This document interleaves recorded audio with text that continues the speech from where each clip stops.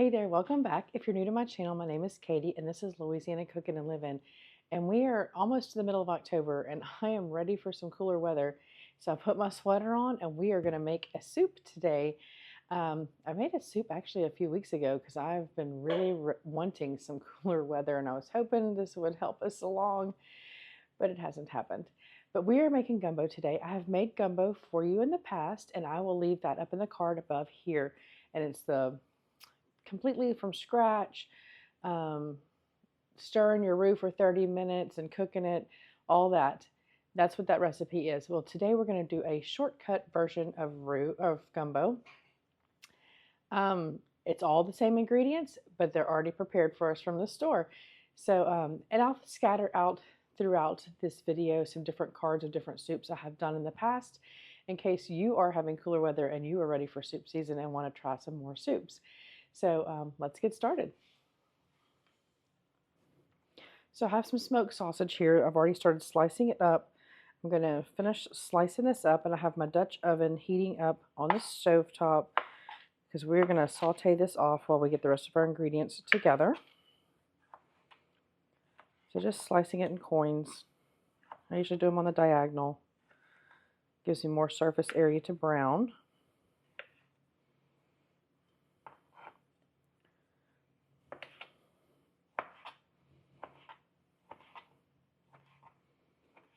You could dice this up if you wanted smaller pieces. This is just the way I like to do it.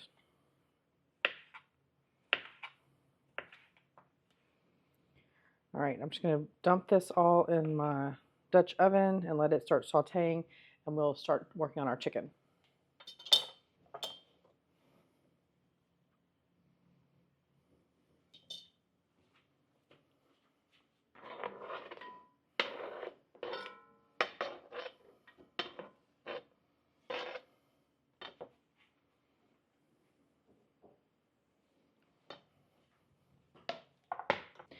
All right, so in my, typically when I make gumbo, I will take a whole chicken, boil it, and make my own broth, and then debone the chicken. But today what we're going to do is I have already store-bought chicken stock. We're going to use this. Instead of making my roux homemade, there is jarred roux you can get. They have a different, this one's light. They have dark and light. I prefer the light. I know most people in Louisiana say, no, you have to go dark, but I like the light. We are using already cut up onions, celery, and bell pepper. It has a little bit of parsley mixed in this. This is fresh. We can get this fresh in our grocery stores here. I'm not sure about the rest of the country or wherever you are, but typically you can find this also in the freezer section. So maybe look there if you can't find this in the produce department. And then we're also using, you've seen this before, I buy this at Costco, already peeled garlic cloves, another convenience item I like to get. So because I don't have the whole chicken, which you could get a rotisserie chicken and debone that. That's totally fine. But we're just using, I bought some chicken tenders and some chicken thighs here. I'm just going to dice these up and we'll saute those in the skillet after, or the Dutch oven after the sausage is finished up. I'm not going to use all this. We will save some of this for another meal. I used to struggle really bad at getting the little tendon pieces out of my chicken tenders. My daughter really hates these in the chicken. They do kind of get tough and chewy. But kitchen shears to the rescue here. And you can just snip this on out and get it out of here. So I'm going to go through and I'm going to cut up probably 5 of these tenders and then probably half the pack of thighs there. It's a 2.5 pound pack, so we'll do about 1.25 pounds. So I'm going to get this diced up and then we will move everything over to the stove top.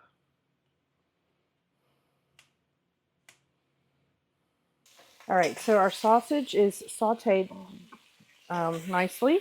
So we're going to pull this out to this paper towel lined plate. Don't worry about all this in the bottom. When we saute our vegetables, it will come up and flavor our gumbo nicely.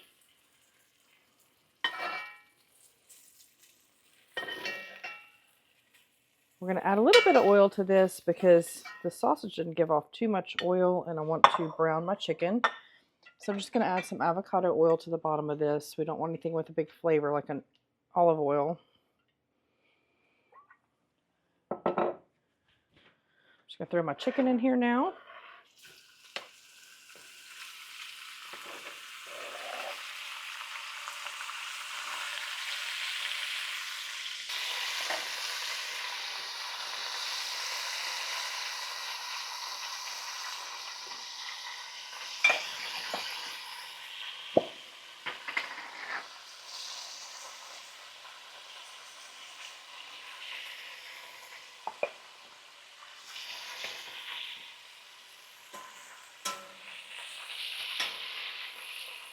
All right, we're going to let this brown up and we'll get back to it with it. We'll come back whenever this is done and we'll start our vegetables.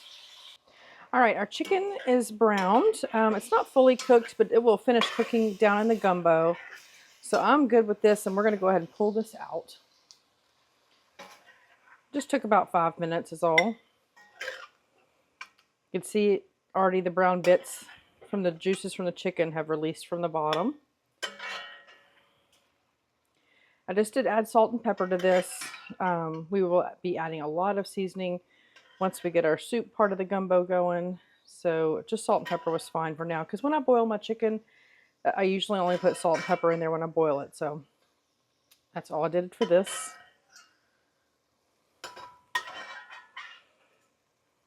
All right, so I'm wanting this vegetables to saute, and most of that moisture in here is actually from the chicken. So I'm gonna add a little bit more avocado oil in here because that moisture will evaporate. And this is a quart container of the vegetables, and I'm gonna add about, let's see,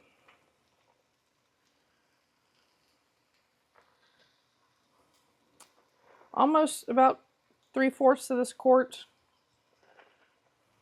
There we go. That looks good. So we're going to saute these down.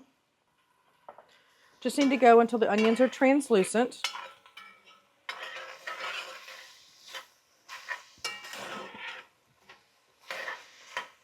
Now for the garlic, you can use, a lot of people have the garlic, the cloves like I showed you, but I took a lot of those cloves and I freeze dried them. And so I have this crushed garlic here from the freeze dried garlic. You could use garlic powder. Garlic powder does taste a little different, and I will end up adding garlic powder to this also. But I'm going to use this freeze dried garlic as my garlic. Another convenience item I like to have on my shelf. And this garlic will absorb all the chicken juices down in the bottom.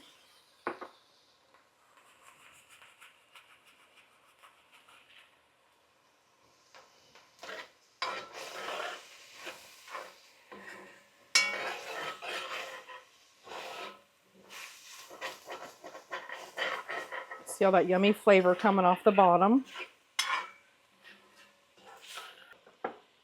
All right, we're gonna let this go for about 5 minutes and then we'll throw everything in here. You can see my little shadow. She's been running around hoping I'm dropping something. All right, I think our vegetables are nice and softened. So we're gonna add our chicken back in along with all the juices that collected.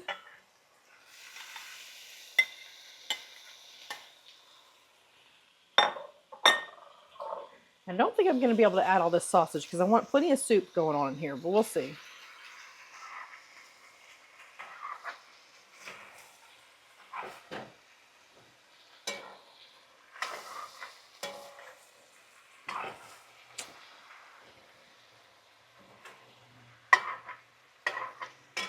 Oh, what the heck. Let's go.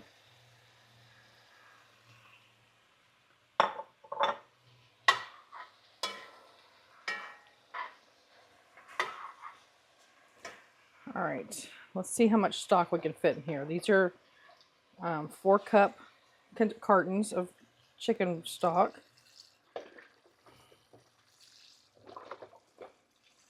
Which is a quart.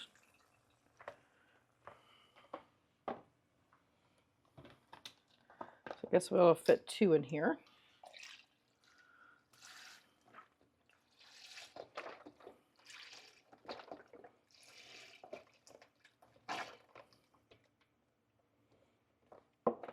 All right, we're going to bring this up to a boil.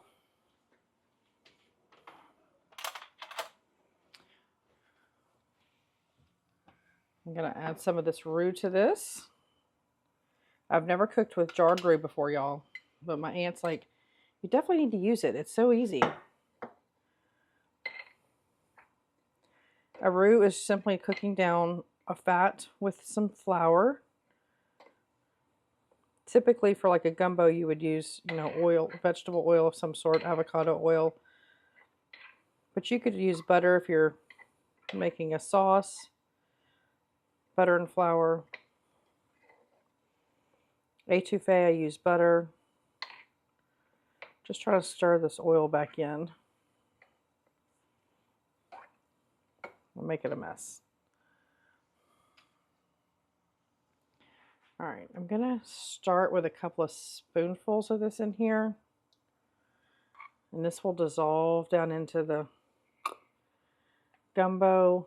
This is why we want to bring our gumbo to a boil, is because when you add a thickener to something, when it's boiling, it's to its fullest, thickest thickening capacity.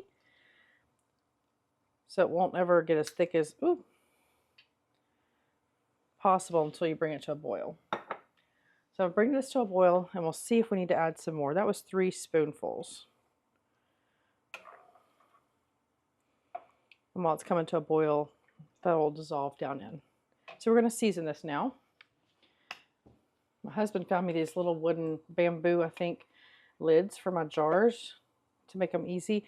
I had just had like the screw top lids, and they're not stainless steel, or I'm not sure quite what they're made of, but their salt started corroding the lids. So my husband found these for me. If I can find them on Amazon, I'll link them down in the description box. So we're going to add a good bit of salt to this. This is Redmond Real Salt. I do have a discount code in the description box for this. We're going to add some regular black pepper. Just a little bit because I'm going to add my Cajun seasoning.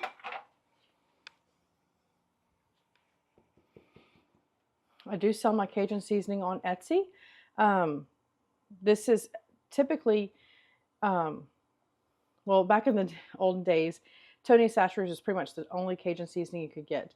Now there's like hundreds of different Cajun seasonings. I know Britt's Cooking from Lake Charles has her own. Cajun Ninja, he's got one called Paya. There's like so many. There's hundreds of them. Anyway, I make my own also. And I sell that on Etsy. It doesn't have a lot of salt content in it like you would get from a store-bought, like a Tony Chachere's, which I like to do. I like to control my own salt. So I'm going to bring this to a boil. We'll see how thick we are. A gumbo is not a real thick soup like a bisque or something, or a cream-based, but you do want it thicker than like a water, so or a stock. So we'll see where we're at. And we'll let this simmer away, and we'll be back when it's time to taste test.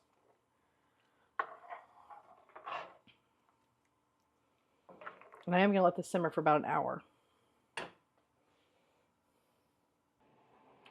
So my gumbo's been simmering for about an hour to make those flavors marry together nicely.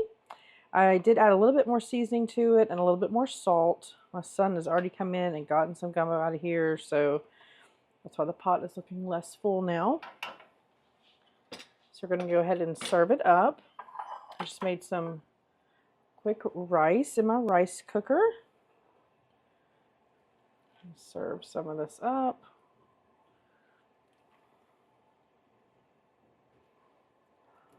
Lots of the soup part. This is a soup.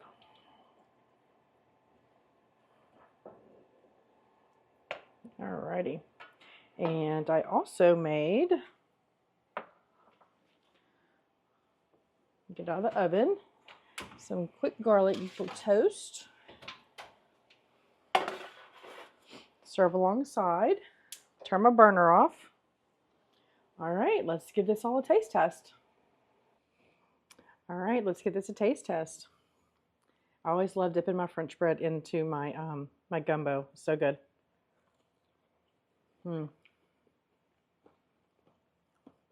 We also dip saltines in there if you want to give that a try too. But I just made that garlic toast with my French bread. I'll try and get a little bite here. It's so hot. It's all steamy. We blow on it.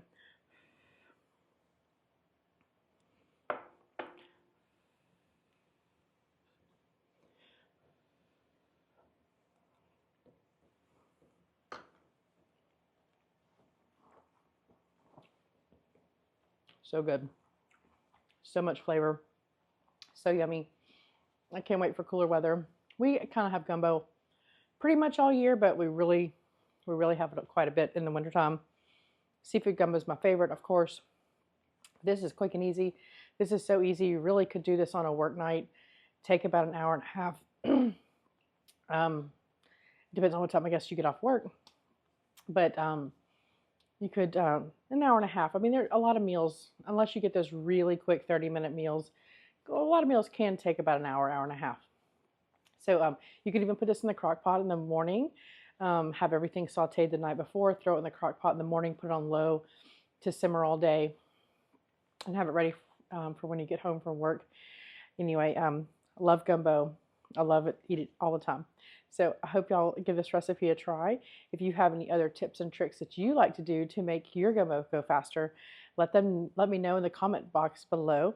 And hope you hit subscribe if you haven't already subscribed. And we will see you next time. Thanks for watching.